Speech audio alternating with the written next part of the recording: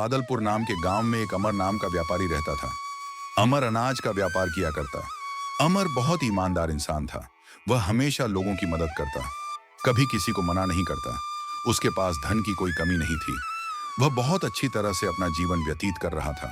उसके आसपास के दुकान वाले उसे थोड़ा झल्ला करते थे, क्योंकि वह ऊंचे दर्जे का अनाज लेकर आता और कम दामों में भेज देता, जिससे दूसरे दुकानदारों का नुकसान होने लगा था।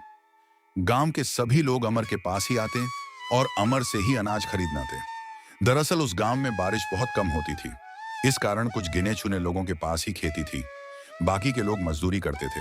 हे भगवान, तेरी दया से आज मेरे पास सब कुछ है। तेरी कृपा से आज मैं इस गांव में एक अच्छा जीवन जी रहा हूं।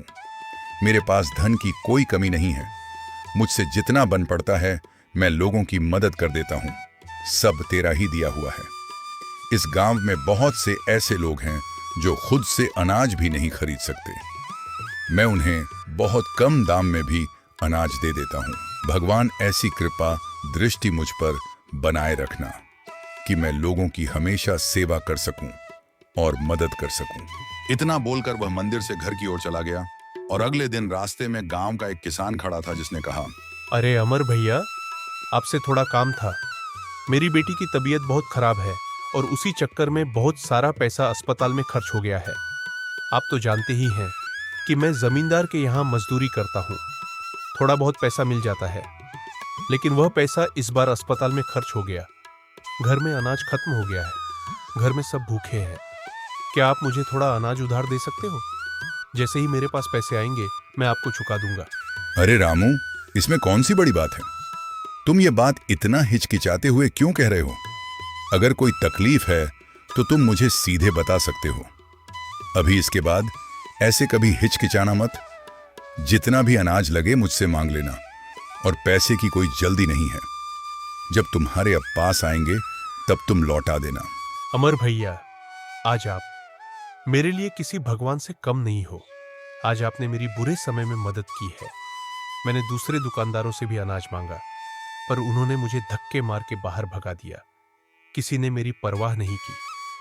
आपका दिल बहुत बड़ा है भैया। भगवान करे आपका व्यापार दिन दुगना चार चौगुना तरक्की करे। आप पर ईश्वर की कृपा हमेशा बनी रहे। आपका बहुत बहुत धन्यवाद भैया। अरे, इसमें धन्यवाद की क्या बात है? यह सब तो ईश्वर का दिया हुआ है। धन्यवाद करना है तो ईश्वर का करो। आज उसी की बदौलत मैं तुम्हारी मदद कर पा रहा हूं, वरना मेरी क्या औकात कि मैं किसी की मदद करूं। ये सब उसका ही दिया हुआ है। ऐसे ही अमर लोगों की मदद किया करता।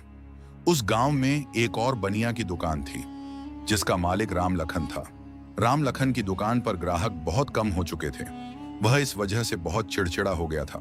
मालिक, आपके कहे अनुसार मैंने चावल में सफेद कंकर मिला दिए हैं। क्या फायदा तेरे कंकड़ मिलाने का? कोई ग्राहक आता ही नहीं।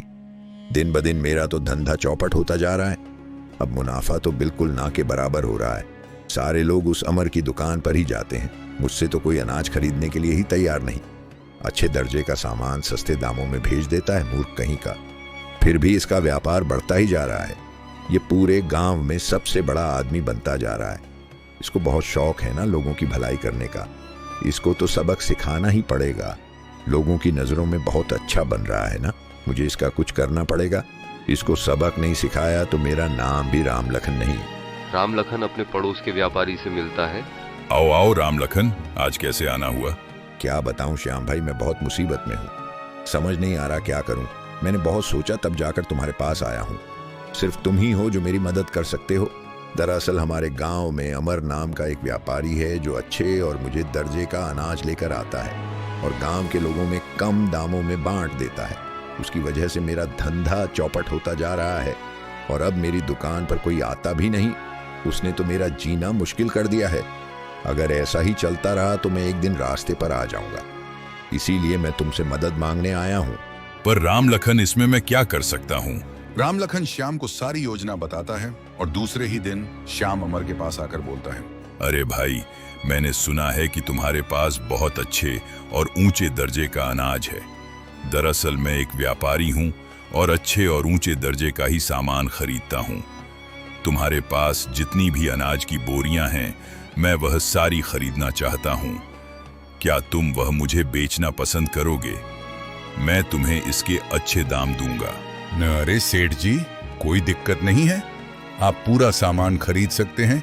यह बहुत अच्छी बात है। तो तुम सब सामान निकाल दो और मेरा आदमी पैसे लेकर शाम तक आ जाएगा, तब मैं तुम्हें पैसे दे दूंगा। ठीक है, मैं सामान एक जगह निकाल कर रख देता हूं। जब तक आपका आदमी पैसे लेकर नहीं आता, मैं इसको सामान ले जाने नहीं दे सकता। एक तो मैं आपसे पहली बार मिला हूं, मैं ऐसे ही किसी पर इतना भरोसा कैसे कर लूं? आप बुरा मत मानना, लेकिन आप भी मेरे जगह होते तो यही करते। अरे नहीं नहीं, आप बिल्कुल सही कह रहे हो, ऐसे किसी पर भरोसा करना भी नहीं चाहिए। ठीक है, तो जब तक आपका आदमी नहीं आता आप यहीं रुकिए। दोनों शाम तक इंतजार करते हैं। फिर थोड़ी देर बाद शाम हो जाती है। मंदिर से घंटे की आवाज आने लगती है। तभी अमर बोलता है, तुम्हारा आदमी तो अब तक नहीं आया। भाई, मुझे मंदिर जाना होगा, भगवान की आरती का समय हो गया है। मैं भी चलता हूँ तुम्हारे साथ। इतना बड़ा सौदा कर रहे हैं, भगवान का आशीर्वाद भी मिल जाएगा।